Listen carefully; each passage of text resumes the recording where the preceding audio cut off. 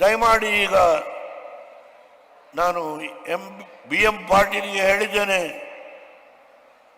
Medical college engineering college ಮಾಡಬೇಕು.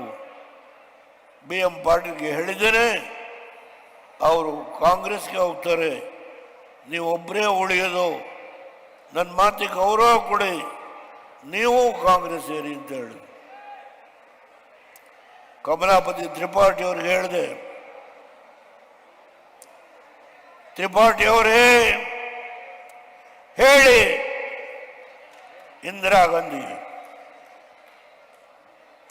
ಯಾವ ದೇವೇಗೌಡ ಒಂದು ಪ್ರಾದೇಶಿಕ ಪಕ್ಷವನ್ನ ವಹಿಸ್ಕೊಂಡಿದ್ದೇನೋ, ಮೊರಾರ್ಜಿ ದೇಸಾಯಿ ಅವರು ನನಗೆ ಹೊಣೆಗಾರಿಕೆ ಕೊಟ್ಟಿದ್ದಾರೋ, ಅದರ ಜವಾಬ್ದಾರಿಯನ್ನ ನಾನು ನಿರ್ವಹಣೆ ಮಾಡೋದ್ರಲ್ಲಿ ಹಿಂದೆ ಬೀಳೋದಿಲ್ಲ. ಆ ಜವಾಬ್ದಾರಿಯನ್ನು ಹೊತ್ತು ಇವತ್ತು 25 ವರ್ಷಗಳ ಶತಮಾನೋತ್ಸವ, ಅದನ್ನ ಆಚರಣೆ ಮಾಡತಕ್ಕಂಥ ಈ ಸಂದರ್ಭದಲ್ಲಿ ತಾವೆಲ್ಲ ಪುಣ್ಯಾತ್ಮರು ಸೇರಿದ್ದೀರಿ. ದಯಮಾಡಿ ನಾನು ಬಂದಿರೋದಿಲ್ಲೇ ನನ್ನನ್ನು ಮುಖ್ಯಮಂತ್ರಿ ಮಾಡಿ ಅಂತ ಕೇಳಲಿಕ್ಕಲ್ಲ, ಸ್ವಲ್ಪ ಕೂತ್ಕಪ್ಪ. ಯಾವ ಆಲ್ಮಟ್ಟಿ ಜಲಾಶಯಕ್ಕೆ ಲಾಲ್ ಬಹದ್ದೂರ್ ಶಾಸ್ತ್ರಿ ಅವರನ್ನ ಕರೆಸಿ ನಿಜಲಿಂಗಪ್ಪನವ್ರ ಫೌಂಡೇಶನ್ ಹಾಕ್ಸಿದ್ರು. ನಾನು ಬರುವವರೆಗೆ ನಿಜಲಿಂಗಪ್ಪನವರು, ಜತ್ತಿಯವರು, ವೀರೇಂದ್ರ ಪಾಟೀಲರು, ದೇವರಾಜ ಅರಸು ಇವರೆಲ್ಲ ಮುಖ್ಯಮಂತ್ರಿಗಳು. ಹೆಗ್ಡೆ ಅವರು, ದಯಮಾಡಿ ತಪ್ಪು ತಿಳ್ಕೋಬೇಡಿ, ಇವರೆಲ್ಲ ಮುಖ್ಯಮಂತ್ರಿಗಳು. ಆದರೆ ಎಷ್ಟು ನೀರನ್ನ ಹಿಡಿದ್ರು ಕೇವಲ 10% ನೀರು, ಅಂದ್ರೆ 15 ಲಕ್ಷ ಎಕರೆಗೆ ಯಾವ ನೀರನ್ನ, ಕೃಷ್ಣಾ ನದಿಯ ನೀರನ್ನ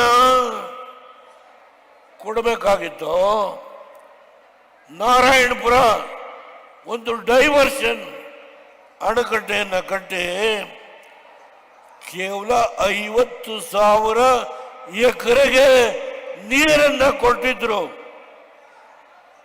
ಅರ್ಥ ಮಾಡಿಕೊಳ್ಬೇಕು. ನಾನು ಅಧಿಕಾರ ವಹಿಸ್ಕೊಂಡಾಗ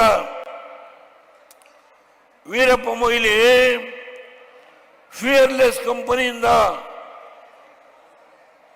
200 ಕೋಟಿ ಸಾಲವನ್ನು ತಂದು ಸರ್ಕಾರಿ ಅಧಿಕಾರಿಗಳ ಸಂಬಳವನ್ನು ಕೊಡ್ತಾ ಇದ್ರು. ಅರ್ಥ ಮಾಡಿಕೊಳ್ಳಿ. ಅಂತ ಸಂದರ್ಭದಲ್ಲಿ ನಾನು ಮುಖ್ಯಮಂತ್ರಿ ಆದ. ಹೇಗೆ ಹಣಕಾಸನ್ನ ಈ ಬೃಹತ್ ಸಮಸ್ಯೆಗೆ ಕೂಡಿಸ್ಬೇಕು ಅನ್ನೋದು ಒಂದು ದೊಡ್ಡ ಸಮಸ್ಯೆ. ಇಲ್ಲಿಗೆ ಯಾವ ಅಧಿಕಾರಿ ಬರಲಿಕ್ಕೆ ತಯಾರಿಲ್ಲ. ಅವತ್ತು ಮೊದಲು ಒಂದು ಮಾತನ್ನ ಹೇಳಿ ಆಮೇಲೆ ವಿಶ್ಲೇಷಣೆ ಮಾಡ್ತೇನೆ. ನಾನು ಏನು ಇವತ್ತೇನು ಕುಮಾರಣ್ಣವರೇ ನೀವು ಅಧಿಕಾರಕ್ಕೆ ಬಂದು 2.5 ಲಕ್ಷ ಹುದ್ದೆ ಖಾಲಿ ಇದೆ, ಅದನ್ನು ತುಂಬಬೇಕು ಅಂತ ಹೇಳಿ ಮೊನ್ನೆ ಧಾರವಾಡದಲ್ಲಿ ನಡೆದಂಥ ಒಂದು ಹೋರಾಟ, ನಮ್ಮ ನಿರುದ್ಯೋಗಿ ಯುವಕರು ನಾವು ಅಧಿಕಾರ ವಹಿಸಿಕೊಂಡ ಮೊದಲನೇ ವರ್ಷ. ನಿಮ್ಮೂರಿನಿಂದ ವಿಶ್ವ ಮಟ್ಟದವರೆಗೆ ರಾಜಕೀಯ, ಸಿನಿಮಾ, ಸ್ಪೋರ್ಟ್ಸ್ ಯಾವ ಸುದ್ದಿಯೂ ಮಿಸ್ ಆಗಲ್ಲ. ಬರೀ ಸುದ್ದಿಯಷ್ಟೇ ಅಲ್ಲ, ಜೊತೆಯಲ್ಲೇ ಇರುತ್ತೆ ವಿಶ್ಲೇಷಣೆ.